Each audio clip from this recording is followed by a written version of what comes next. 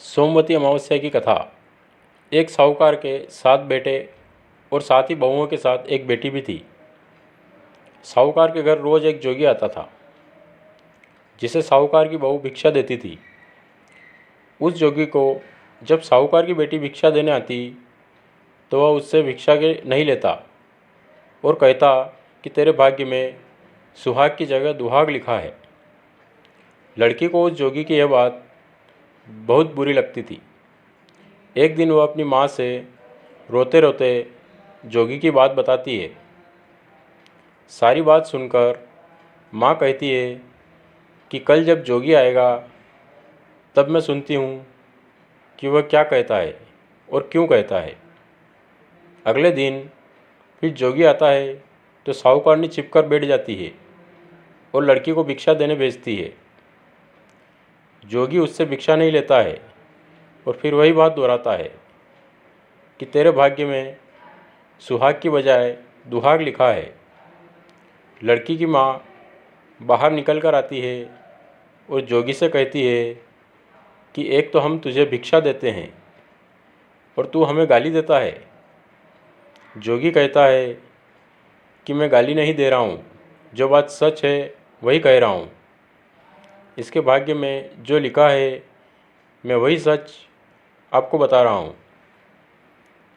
सारी बात सुनने पर लड़की की माँ कहती है कि जब तुझे सारी बात पता है तो इससे बचने का उपाय भी बता। जोगी कहता है कि 7 समंदर पार एक धोबन रहती है जिसका नाम सोना है।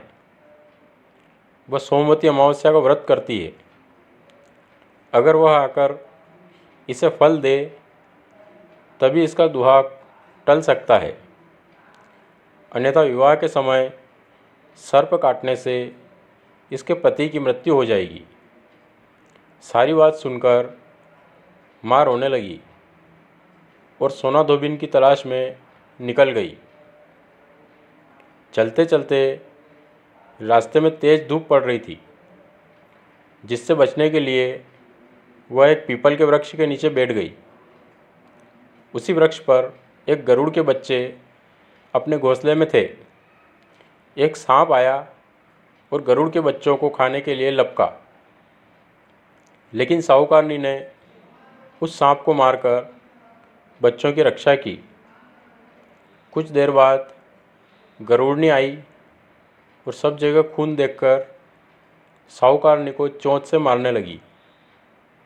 साहूकारनी बोली कि एक तो मैंने तेरे बच्चों को सांप से बचाया और तू मुझे ही मार रही है। सारी बातें जानने पर गरुड़नी बोली कि तूने मेरे बच्चों की रक्षा की है, इसलिए मांग जो चाहती है। साहूकारनी गरुड़नी से कहती है कि मुझे 7 समंदर पार सोना धोबिन के यहाँ छोड़ दो, और गरुड़नी ने वैसा ही किया। साहूकारनी वहाँ पहुँच तो गई, लेकिन सोचने लगी कि इसे कैसे मनाऊं। सोना धोबिन की भी 7 बहुएं थी, लेकिन घर के काम को करने के लिए सदा आपस में ही लड़ती रहती थी। रात को जब सब सो जाते तो साहूकारनी आती और चुपके से सारा काम कर उजाला होने से पहले चली जाती थी। सारी बहुएं भी आपस में यही सोचती कि कौन सी बहू है जो सारा काम करती थी, लेकिन एक दूसरे से पूछने की हिम्मत किसी की भी नहीं होती। काम करने की बात सोना धोबिन ने भी देखी कि आजकल बहुएं लड़ती भी नहीं हैं, वो काम भी सारा हो जाता है। सोना धोबिन ने सारी बहुओं को बुलाया और पूछा कि आजकल तुम लड़ती भी नहीं हो और घर का सारा काम कौन करता है। बहुएं सास से झूठ कहती है कि लड़ाई करने से क्या फ़ायदा, इसलिए हम मिलकर काम कर लेती हैं। सोना धोबिन को अपनी बहुओं की बात पर विश्वास नहीं होता। वह रात में जागकर वह स्वयं सच देखना चाहती है कि कौन काम करता है। रात होने पर सोना धोबिन छिपकर बैठ जाती है कि देखूं कौन सी बहू काम करती है। रात हुई तो वह देखती है कि एक औरत चुपके से घर में घुस रही है। वह देखती है कि उसने घर का सारा काम कर दिया है और जाने की तैयारी में है।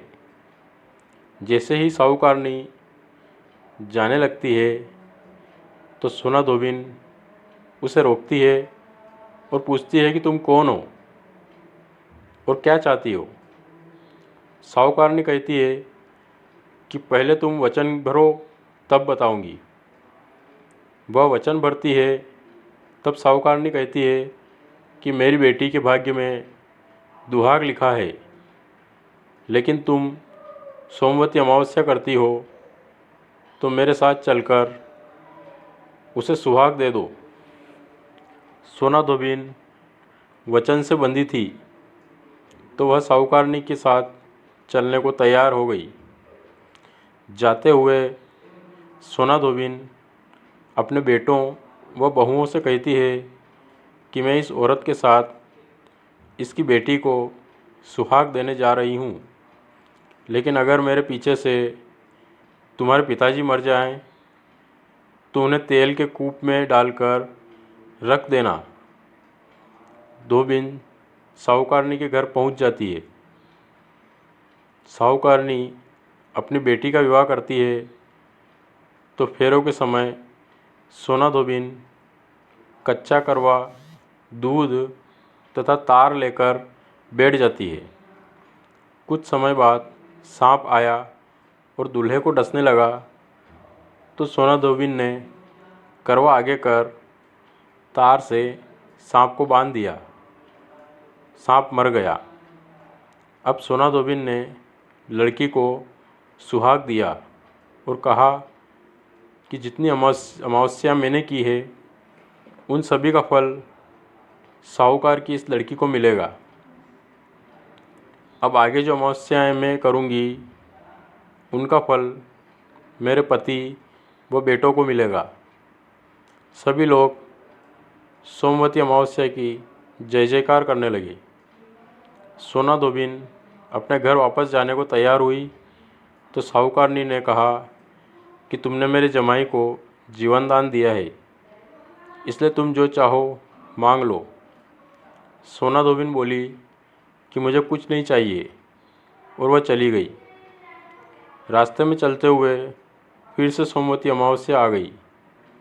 उसने पीपल के पेड़ के नीचे बैठकर कहानी कही, व्रत रखा और पीपल के पेड़ की 108 बार परिक्रमा की।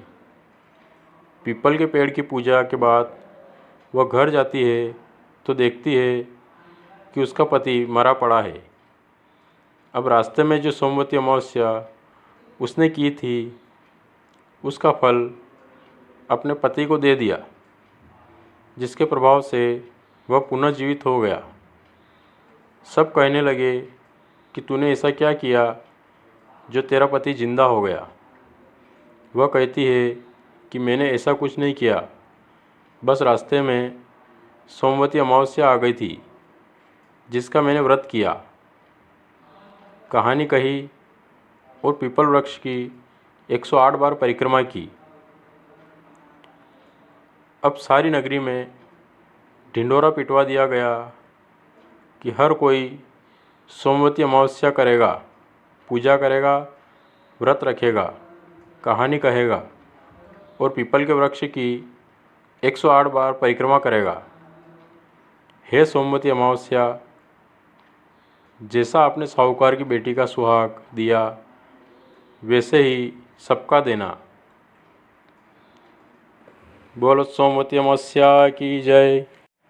कथा अच्छी लगी हो तो लाइक कर दीजिएगा, चैनल पर नए तो सब्सक्राइब कर दीजिएगा। मिलते हैं अगली ऐसी कथाओं में, तब तक के लिए जय हिंद।